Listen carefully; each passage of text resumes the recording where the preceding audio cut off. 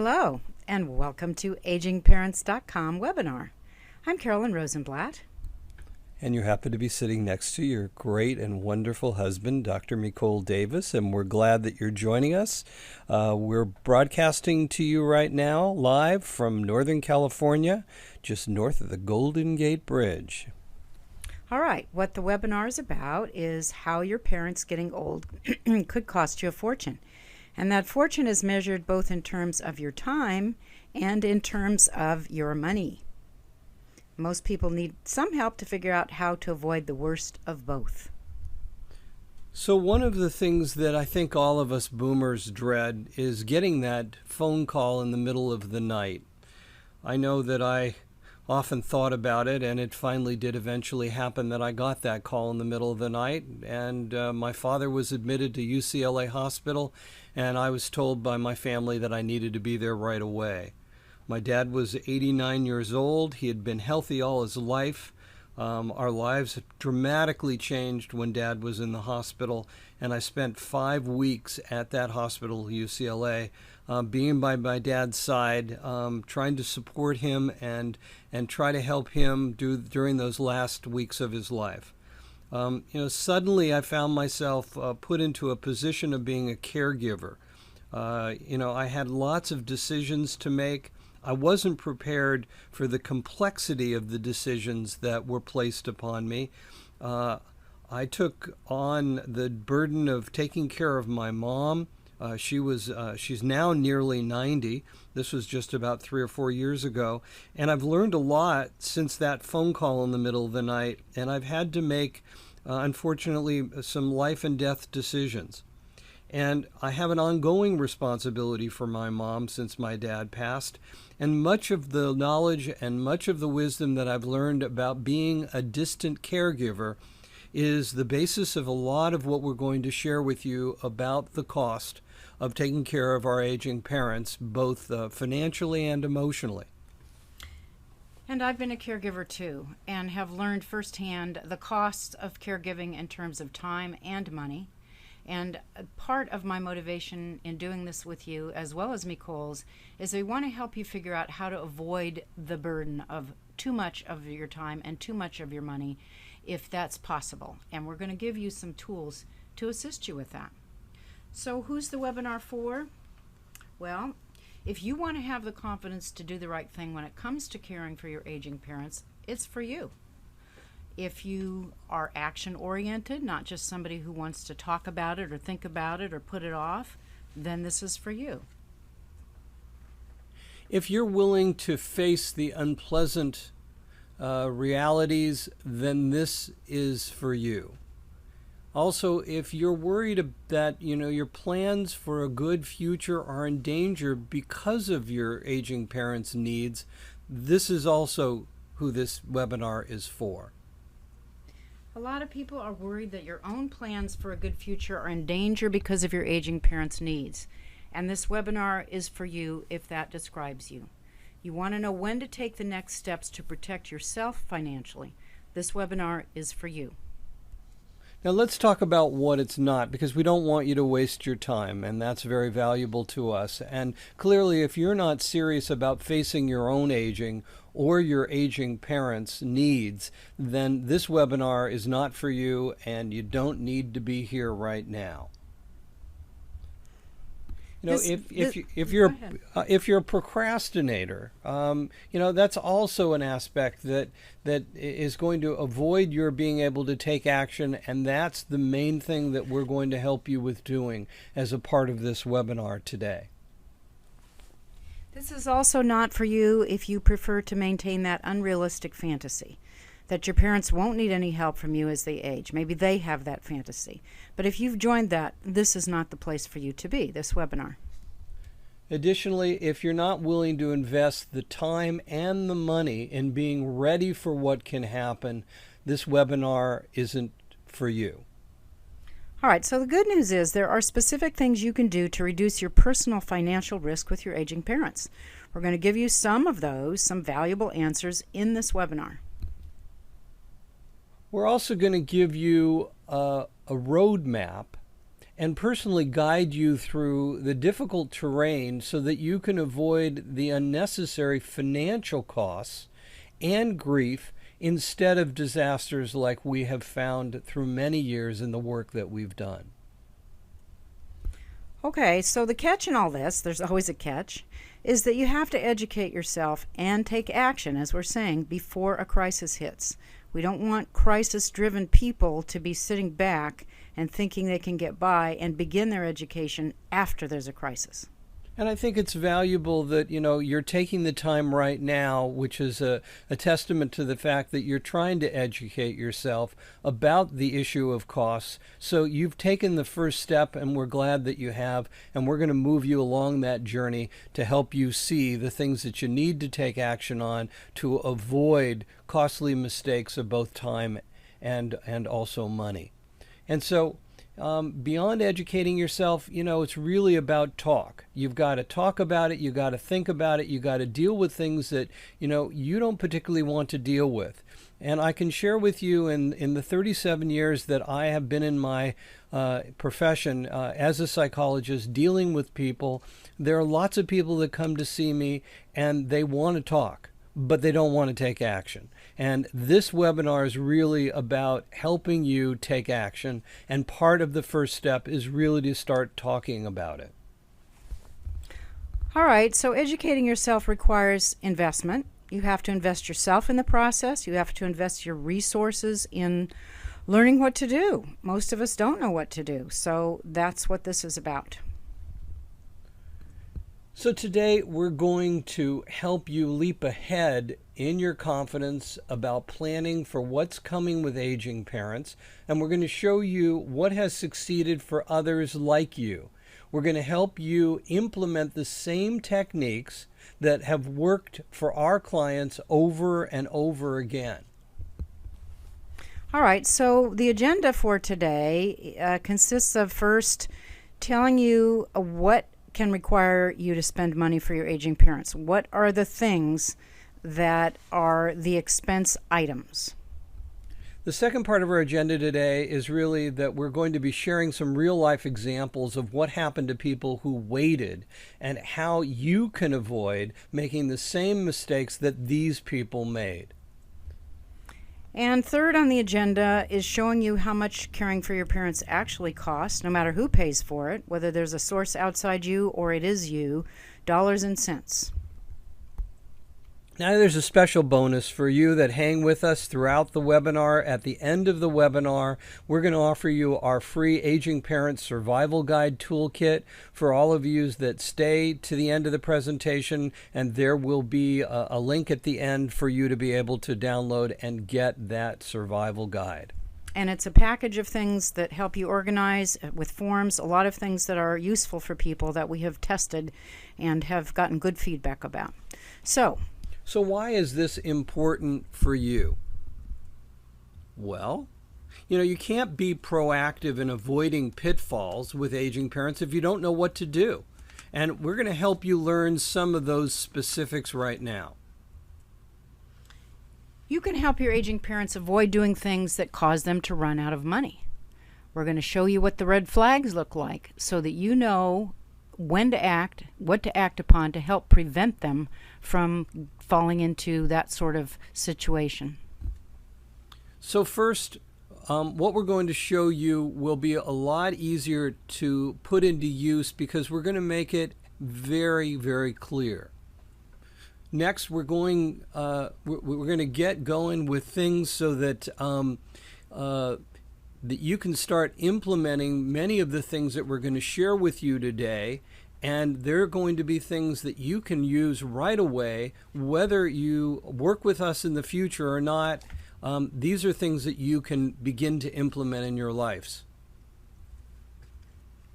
All right, well, why is this so important? It's important because we're going to help you manage family conflicts. Most of us have some difficulty in the family, not everybody, but there are proven techniques that work even with really difficult families. We're going to help you understand how that goes.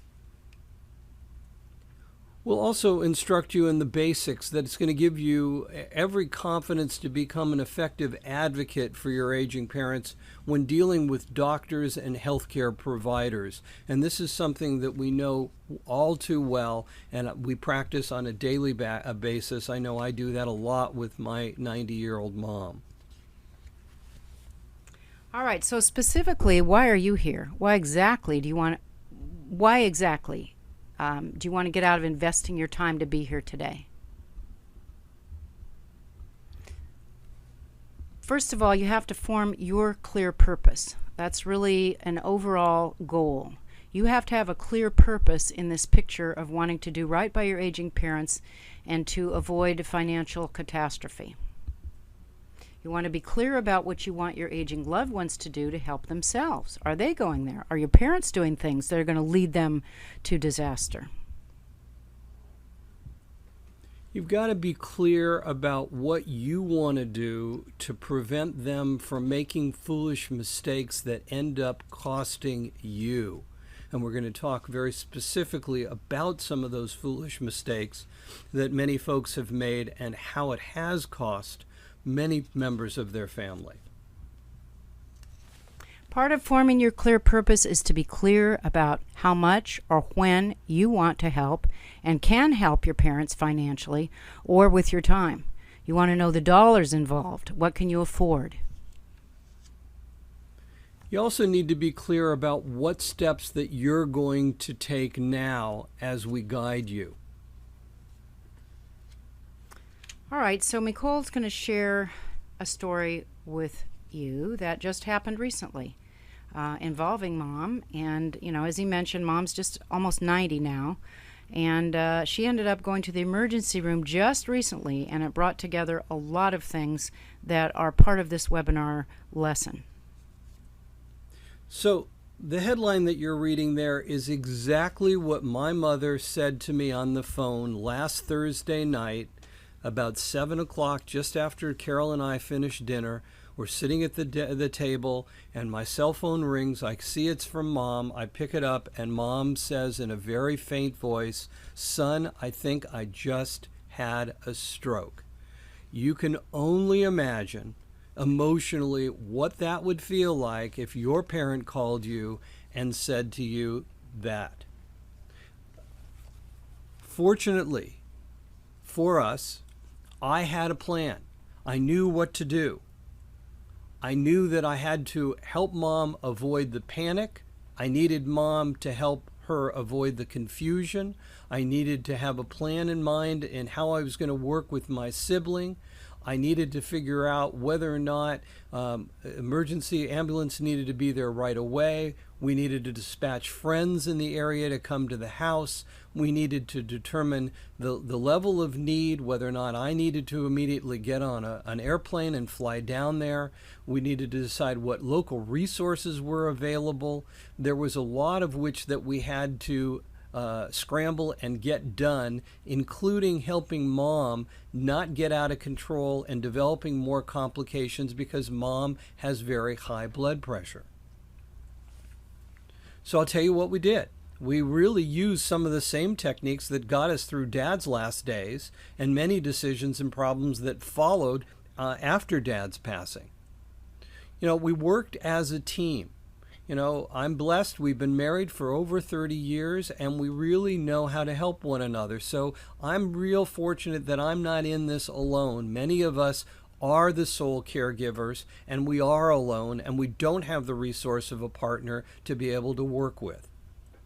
We had a plan. We had legal documents that were in order. We had the information we needed to contact the key people right at our fingertips. We didn't have to fumble and bumble. I didn't have to try to remember who the neighbor was and what their name was, their phone number, whether or not they had a cell phone. There was a plan in place for dealing with my sibling. And this is a critical part because that communication is either going to help and assist in a time of need or it's going to complicate the problem. And this is something we thought out long and hard, and it's something that we are going to offer you a little bit of insight later on. Now, fourth, what we did that was very effective is that we were familiar with the local resources in Mom's area. We knew the local hospital. We knew the procedure. Mom had one of those medical alerts. We made sure that she pressed it right away. She had that emergency response device. She had never used it actually before, but we got her to press the button to immediately call the fire department. The paramedics came. Exactly. Additionally, we planned ahead for this fact that because we're at a distance, we had someone to call. And we have since gotten even a better person to call on the ground. We're going to talk to you a little bit about that and later on in our materials about being able to use resources on the ground. And lastly, we asked Mom's friends for help and got firsthand information from them. They were able to follow with Mom to the hospital so that she was able to have friends at the hospital with her. And that was a critical part. And we can help you get ready for such an event in your life or your parents' lives too. No one likes to think about this, but this quote is a quote that was something that one of our clients once said to us, and I think it runs and rings universal for all of us, that everyone is just one phone call away from a catastrophe. We don't want to think about that reality, but we do have that reality as a part of our existence that we've got to deal with, and that's part of why we're trying to help you move along. So Carol's going to tell you a little bit about the secrets that we've discovered through doing the work that we've done. And so, Carolyn, can you tell them actually the first secret that we found? All right, well, this is one of the fundamentals, and I think it makes sense, and most of us know this at some level. But if you don't have a plan, it can cost you a lot of money to deal with your aging parents. There has to be a plan. We can't just wander, waiting for something to go wrong, thinking that maybe we can get out of having a disaster. We have to have a plan. That's number one.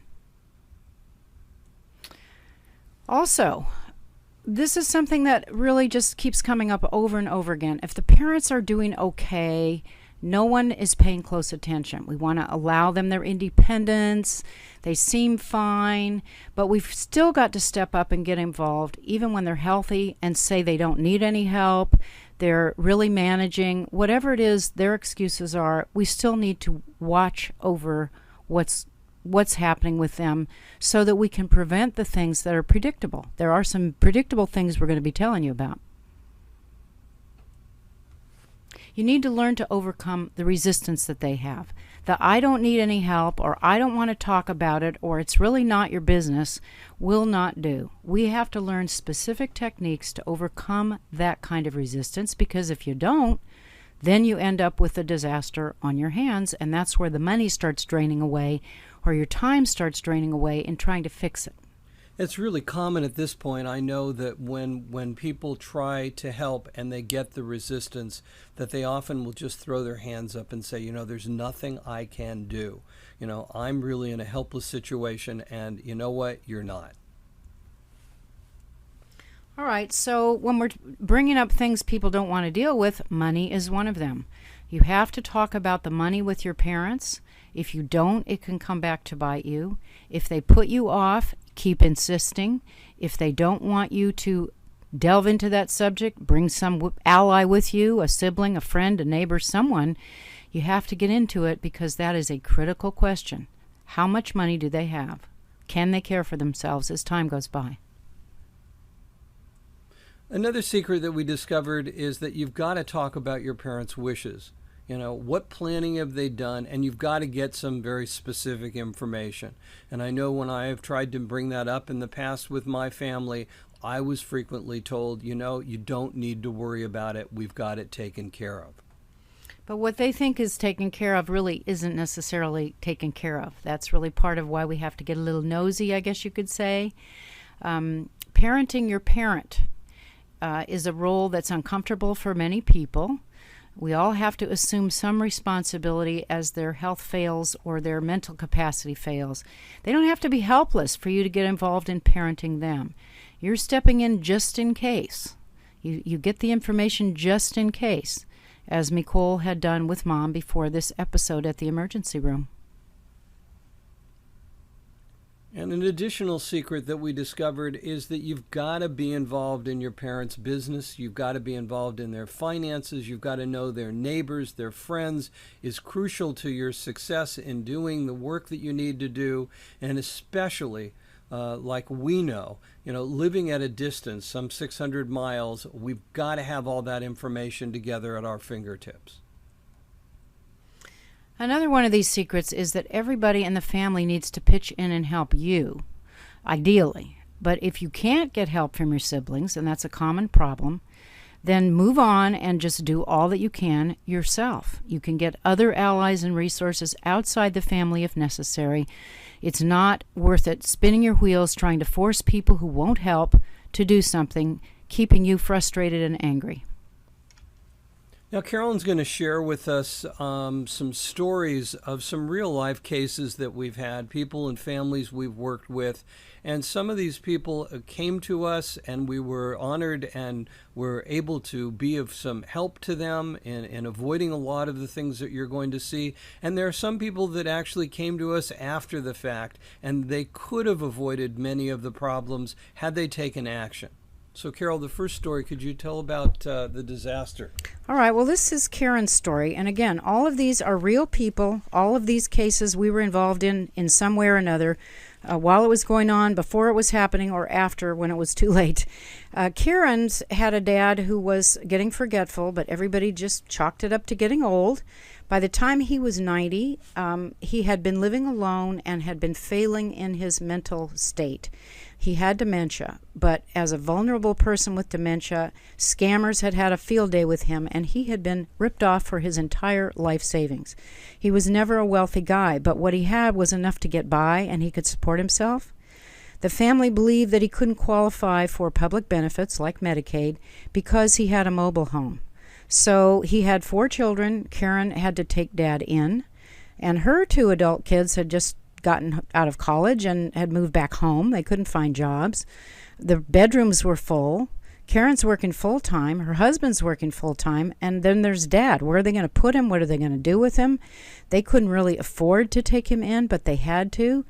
As it turned out, in looking back, he was qualified for Medicaid a long time before, and the fact that he had a mobile home did not make him ineligible, but she didn't know that. This is a typical example of someone not getting help and advice, not inquiring, not anticipating or looking forward, and then being stuck with the responsibility, an avoidable problem that she could have come to us with earlier and gotten a lot better outcome.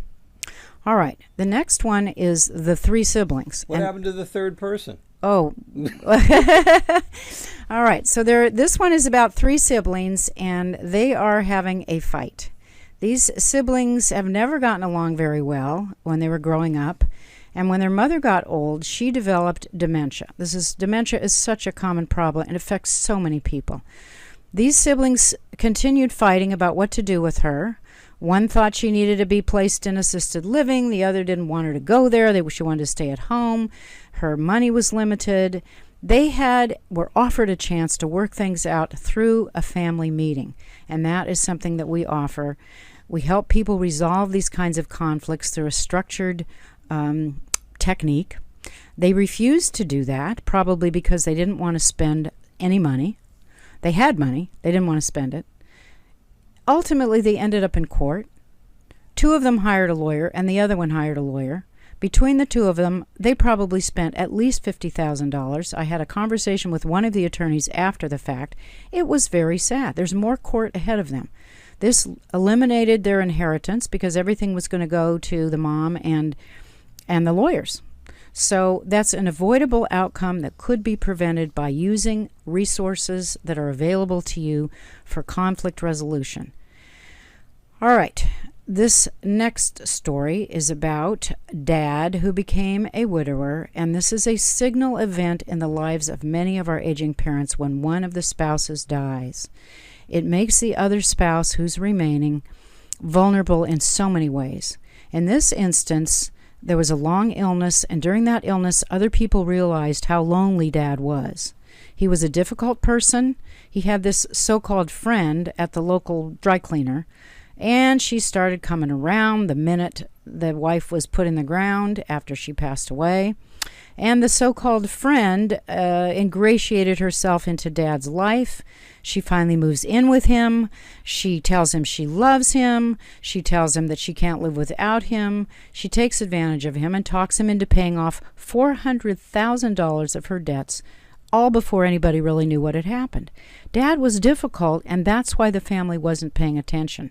But they did not recognize what we would have advised them to recognize, and that is that when a spouse dies, the other spouse may be in trouble, and there are specific things we can do to try to protect him or her.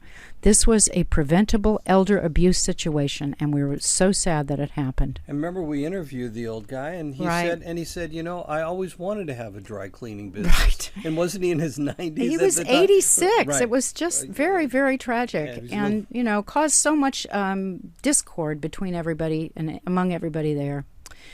All right, next situation, an entirely 100% preventable problem here of money. And we said we'd be specific about dollars. This is specific. This was a $10,000 failure to act. These two sisters had a stepdad who had always been really, really good to them. They loved him. They had good communication. But this dad, like a lot of dads, just didn't want to talk about the future. He had a lawyer even who set up his estate plan, and there's one of the things you're supposed to sign, a necessary paper, power of attorney. Well, he was dragging his feet, and the lawyer didn't push it. The daughters didn't push it. Nobody pushed it. Time slipped away, kept slipping away. They never had any authority in the event that he became incapacitated, and he did. He needed full-time, round-the-clock care because he had Alzheimer's disease. When he had used up all the cash he had in his accounts and it was time to get into his IRA as he got older, they could not, Marge and Mary, could not get into it because his signature was needed. By this time, he was incompetent to sign anything. So that's the point when they came to us after the fact, and it was too late. They had to get an estate lawyer to go to court and get authority to be in charge. That cost them $10,000 worth of time for that attorney and the follow-up and the accounting that was required to the court. It was really very unfortunate because that $10,000 would have gone to them or could have been saved for more things for Dad. And it was a preventable situation that advice could have avoided. All right, so the next one is a real case, which we've talked about a lot. I did a Forbes blog post about this. We've talked about it in discussions.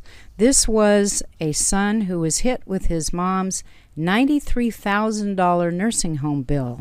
And this is a real case that happened in Pennsylvania. Their mother was hospitalized and then went to a nursing home after a car crash. She was low income, but no one applied for Medicaid. Where was the son? Where was her husband? Where was the family when she didn't have any money? Would have easily qualified for public benefits, but she didn't. So after she's in the nursing home, she applies, but for whatever reason, they did not accept her application. Nobody is clear about why that happened, but she got out of the nursing home and moved out of the country, and the nursing home sued her son for the unpaid bill, $93,000, and they got a court judgment against him. It went up on appeal. It was upheld that he is required to pay that $93,000. Now, that's called a filial support law. We can get more into this in some specific training that we have, but this is a map of the United States, and the orange-colored states have filial support laws where you can be forced to pay the cost of care for your aging parents. All right, the next case involves a mom named Violet who was 90, and she was running out of money. She had a home worth $700,000 in California. And there was a big conflict in her family with siblings fighting siblings. She had 4 children. The upshot was she was going to lose that home because she couldn't pay anymore on the mortgage. When she came to us for help, this is someone who took preventive action, and I got to hand it to her at 90, still sharp. She knew something needed to be done. That family meeting was very productive. A lot of options were discussed. The family was referred to a CPA who's also an attorney. A solution was worked out to change the title of the home. The result was that Violet was able to stay in her home. her child, her adult daughter and son, and her grandson moved in. They were all able to understand one another, and she was able to better live with dignity in her own home. They had peace. All right. Now, the final one is one that Mikol was very familiar with because I think he got the first call, and maybe you can talk about the $10 million trust. Well, this was a situation that was also equally challenging and sad. Two siblings, older sister, younger brother, had been fighting all their life. The brother had a drug problem and major financial problems. Their mom had dementia, and they agreed that they needed to do something about it, but they couldn't decide, and they were fighting about it, escalating in litigation, wanting to sue one another, not being able to communicate with one another, using the attorneys to try to communicate, CPAs trying to communicate, all around trying to deal with this trust. There was real estate involved. It was very, very complicated. Sharon came to us to help, and their fighting, as I said, was really out of control. And we worked with her to help her better understand what were her legal rights in this situation and how to best deal with her brother to not fan the flames and to make it even more difficult. And ultimately, as a result of Sharon working with us, she learned some very specific steps to take, both in terms of understanding her legal rights, but how to better deal with her brother so that she could maintain what she needed to do, which was to get mom placed in assisted living and to stop the fight. The brother wanted to take her home. He wasn't competent to take care of her. It was clear. But thousands of dollars of litigation was avoided by getting us involved so that we could help her have a plan in mind, have a strategy in mind in terms of what exactly she needed to do. And God love her, she did it, and it was effective. So we're going to get into a part right now that many of you perhaps don't want to look at. So if you're one of those folks that don't want to deal with reality, this is the reality part where we're going to not just tell you stories, we're going to tell you about what is it going to cost you in terms of potentially caring for your aging loved ones. And as you can see, this is a recent blog that talked about American workers taking time off work to care for their aging parents. And this is based on some research that was done by MetLife Mature Market Institute. And what you see in the middle of the blog is the following fact, that an estimated $3 trillion in wages, pensions, and Social Security benefits will be the cost of people taking time off work to help their aging loved ones, their aging parents. So there's the price tag that we're presently engaged in, $3 trillion. Now, let's calculate the cost of care for an aging parent if you don't plan ahead, and it's critical that we need to start planning or it is going to be way too late. Now, here are the numbers that I told you might want to cover your eyes. These are the shocking realities. This is what does care cost. And all of us want to age in place. We want to not be put into one of those homes. We want to live in our own home for as long as we possibly can. Now, based on this survey that you see that was done in 2011, so fairly current, and Genworth has done a lot of good research, what we see is the following. That to keep mom or dad at home and to provide some daily assistance with the activities of what they call daily living. It has to do with dressing and personal hygiene and bathing and such. And this is based on, an estimate of, say, 6 hours a day. The price tag, here we go, the price tag in keeping mom or dad at home is $57,086. Now, that's a national average based on the cost. And I'm not sure how they costed it out. I haven't done the math on an hourly rate. But most of the time, Carolyn, isn't it about $25 an hour minimum? In this part of the country, it is minimum $25 an hour. You can find it for less, but generally speaking, you're paying anywhere from, say, $11 or $12 an hour to $25 an hour for someone to come into the home. And that's, hourly with minimums for most of the agencies that provide workers. All right, so now if mom or dad are willing to live in assisted living, and my mom at 90 is still living independently at home alone, and our next step is probably going to be assisted living, and we've talked about this. But look at that. The assisted living for a private one-bedroom where you get 24-hour care, and we'll explain the differences in terms of what care you get. For the average across the nation, the price tag is, ta-da, $49,500 per person.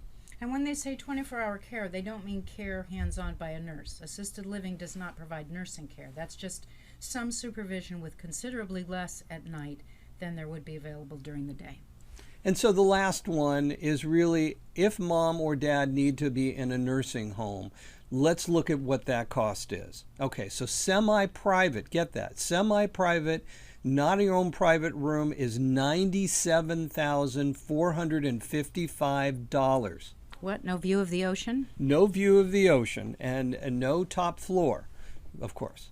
Okay, but private room, if you prefer, dear, to step up to our private facility in our nursing home, that'll run you, sweetheart, $121,363. Oh, so that guy, Mr. Pittis, was getting off cheap. Only $93,000. Right, exactly. So let's educate you a little bit more and share with you what Medicare does not cover. Medicare does not cover eye care, eyeglasses, dental bills, including dentures, hearing tests, and hearing aids. What did Mom's hearing aid cost? She just bought a hearing aid. Mom was just at Costco last week. We ran into this. She was at Costco. She said, I think I'll have my hearing checked. She had her hearing checked. And she said, well, dear, I found out that my hearing's not so good, and they suggested that I buy these hearing aids, and they're $3,500. Guess what? Medicare doesn't cover that. Right. So the additional things really quickly that Medicare doesn't cover are things like insulin, shots to prevent illness, health care if you're traveling outside of the United States, and the number one thing that Medicare does not cover is long-term custodial care. And we're going to talk about that in just 1 second. And Carol, why don't you talk about that, about what is long-term custodial care and what will it cover? Well, most people think that Medicare is going to cover you if you go into a nursing home, and that's where the fallacy is. That's a myth. It does cover it for a short time if you have just been in a hospital. Part B of Medicare covers your stay. However, it will pay for you to be there as long as you need rehabilitation. If you are stable and you're past the point where you're getting better, it does not pay for custodial care. I repeat, it does not pay for custodial care. 90% or more of long-term care is classified as custodial care. That's the kind of help that people need at home. Somebody to help prepare meals, go to the grocery store, assist them with walking or getting into the wheelchair. Those basic things, the most common things. Personal assistance for somebody who has dementia. Medicare does not cover that. So this is just a quick chart, and I'm not sure if you all can be able to read this very well, but most importantly, what I want you to I'm calling attention to is the magenta areas that you can see in the slide. And really what I'm commenting here about is that what Medicare doesn't cover is things like many prescription drugs, some outpatient hospital visits, dental care, clearly it doesn't cover. We just talked about this, long-term care facilities, it does not cover. It doesn't cover some physicians' visits. And more importantly, what I want to call your attention to is that the overall cost of care, as far as out-of-pocket, is approximately 20%. So the question is, if your parents don't have the money, where's that 20% going to come from to be able to pay for that care that they need? So we want to help you embrace how to better improve the area of family conflicts, which is something we all live with. And what we want to help you with is really improving your communication skills. You know, families are forced to communicate when there's a crisis, which has got to be the lousiest time to be able to talk to one another because emotions are running deep. What we're advocating is obviously talking and starting communication, improving communication long before that crisis happens. And for those of you that don't have good working relationships with your siblings, we're going to offer you some 4 techniques that we use, major techniques that we use in working with families to be able to help them overcome some of the conflict so that they can focus on taking care and doing the right thing for mom and dad. So the first thing you can see, which is a very important strategy, is the importance of having a common goal. You know, we're here because of mom. We're here to help dad because after he leaves the hospital, we've got some things that we need to plan for in terms of coordinating our efforts. So the focus on common goal is very critical, and it's very easy to kind of have our communications unwind when we're in crisis. And important is to be able to keep an agreement that we're going to stay in the present. No one is to bring up the past. It's so common. It's a knee-jerk reaction that when siblings are together and they've got poor relationships, that the old conflicts rise, and it's very hard for people to be able to stay in the present. We ask that you explicitly talk about the importance of making agreements in dealing best with this crisis or before the crisis hits to be able to make some agreements. And, you know, Carol already mentioned this. You know, if your parents are young enough, make sure that they get long-term care insurance. It's well worth the cost. We're in our 60s. We did the math in our 50s. And the problem is if you wait, it's not cost-effective to be able to do that. And long-term care insurance has a bad rap. It's not deservedly so all of the time. There are some bad companies out there, as there are in every industry. This is a crucial thing. We address this much further in a curriculum that we are going to talk about, but this long-term care insurance is the only kind of insurance that does cover custodial care over time for aging parents. And Carol, you know a lot about this, that, you know, if parents have low income, we've got to help them get legal advice about Medicaid and other benefits, VA benefits specifically. And these things are so complex and so complicated to just depend on your aging loved ones to be able to navigate the complexities of dealing with these benefits and understanding them is quite the challenge. They can't even apply. It's too complicated to apply. So they need our help. This is more of the theme of watching over your parents, helping them while they're still healthy. Find out about eligibility, what it's going to take, and when they can become eligible if they are. All right, and then again, this is all about money. None of us are particular experts around here in financial planning. We have financial advice from a licensed person. We encourage you to get financial advice from a licensed person, even if your parents are not wealthy. You've got to learn how to use their resources over time, set money aside, preserve what you can, make the best use of what they have, because care is probably going to be needed at some point, and it costs a lot of money. And unless you want to give it to them yourself, you've got to figure out how you're going to pay for it. And the last strategy that we find most successful is that if your parents can't pay for care and it has to come from the family, make a written plan about who will give it and how, you know, that they're going to be compensated and what others will do to contribute as far as help or money. That's a very critical thing that we do, and we get this written down.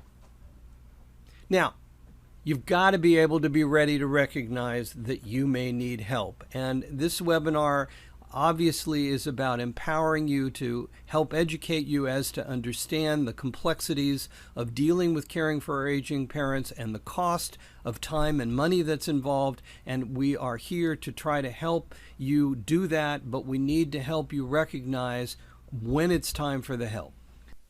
Thank you for watching How Much Your Aging Parents Could Cost You. If you need more help with how much your aging parents could cost you, feel free to visit our website at AgingParents.com. To watch more helpful videos, click here to subscribe, or watch another video.